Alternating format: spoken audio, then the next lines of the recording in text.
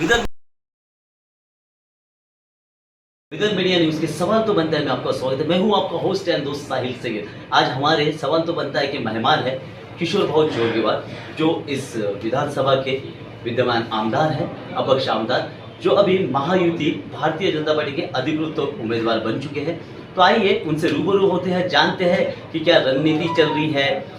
जो अपक्ष में जो उन्होंने 1,17,000 वोटों से जीत हासिल की थी, आज उन्होंने भारतीय जनता पार्टी की अधिकृत उम्मीदवारी हासिल की है, तो इससे उनकी ताकत बड़ी है और क्या रणनीति है, इसके बारे में जानने के लिए आइए रूबरू होते किशोर जोरगेवार से। सर, अभी आप महायुति से, उसके पहले आप अपक्ष में लड़ रहे थे, तो अभी आपको क्या लगता है आपकी ताकत बढ़ चुकी है? निश्चित रूप से देश की दुनिया की सबसे बड़ी पार्टी भारतीय जनता पार्टी ने मुझे महायुति का उम्मीदवार करके यहाँ से टिकट दिया है। पिछले चुनाव में दुनिया में देश में सबसे ज़्यादा मतों से अपक्ष उम्मीदवार करके मैं चुनकर आया था और वो मत और भारतीय जनता पार्टी ऐसी मिलकर एक बड़ी ताकत यहाँ पे तैयार हुई है। इसलिए निश्चित रूप से इस समय बड़ी जीत मिलेगी, ये इसकी मुझे पूरी उम्मीद और आशा है। ये पिछले 5 साल मेरे लिए बड़े ही महत्वपूर्ण रहे। इन 5 सालों में खास तौर पे घुघुस के लिए बहुत बातें मैं कर पाया। सबसे पहली बात जो घुघुस वासियों की मांग थी कि घुघुस नगर परिषद होना चाहिए। ये इतना बड़ा शहर ग्राम पंचायत रह गया था, इसको नगर परिषद करने का काम हमारे द्वारा हुआ, जबकि तब चुनाव डिक्लेयर हो गए थे। चुनाव लगने के बाद में चुनाव रद्द करा के इसको नगर पालिका का निर्माण किया। वो मेरे 5 साल की घुघुस के लिए बड़ी उपलब्धि है, ऐसा मानता हूँ।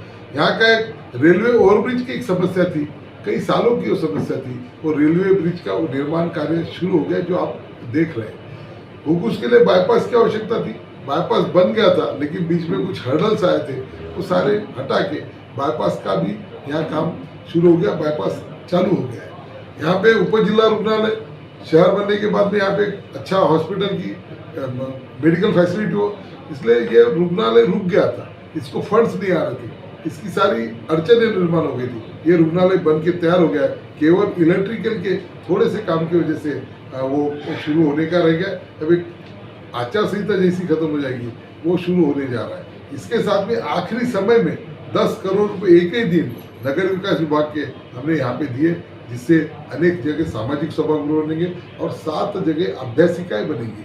घुघुस के गरीब बच्चे पढ़े, इसलिए यहाँ पे अभ्यासिकाओं का नेटवर्क हम निर्माण कर रहे हैं। 7 अभ्यासिका एक साथ पहली बार किसी गांव के इतिहास में हो रहा है और वो घुघुस में होने जा रहा है। अनेकों अनेक काम है, बाकी विकास की काम है, जो जनरल बातें वो तो हो ही रही है, लेकिन साथ ही साथ घुघुस की जो बुनियादी बातें, वो बुनियादी बातें करने के लिए हमको यश मिला है। और दूसरी एक बात है, इन 5 सालों में पानी का जो प्रश्न आने वाला है, इसलिए हमने धानोरा बैरेज पर एक 650 करोड़ रुपए की लागत का लगभग 650 करोड़ रुपए की लागत रहेगी। एक बैरेज का निर्माण को भी हमने मंजूरी दिलाई है, उसका आराखड़ा बन रहा है।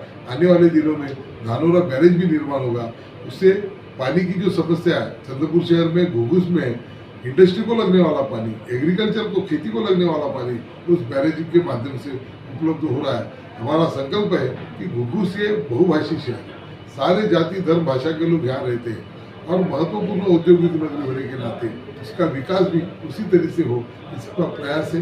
साथ ही एक 25 एकड़ में यहाँ पे क्रीड़ा संकुल के लिए भी हमने काम शुरू किया, जगह मिल गई है और उस पर अभी आने वाले सरकार में जब चुन के आएंगे तो निश्चित रूप से यहाँ पे 25 एकड़ में इतनी बड़ी जगह में एक क्रीड़ा संकुल भी यहाँ पे बनने जा रहा है। एक नाट्य गृह की यहाँ पे आवश्यकता है, सामाजिक सभागृह की आवश्यकता है। जो बुनियाद नगर पालिका होने के बाद में इसके लिए एक बिल्डिंग भी अच्छी हमको यहाँ नगर पालिका के बनाने की, ये सब बातें करने के लिए घुघुस की जनता, चंद्रपुर की जनता बड़ा आशीर्वाद दे।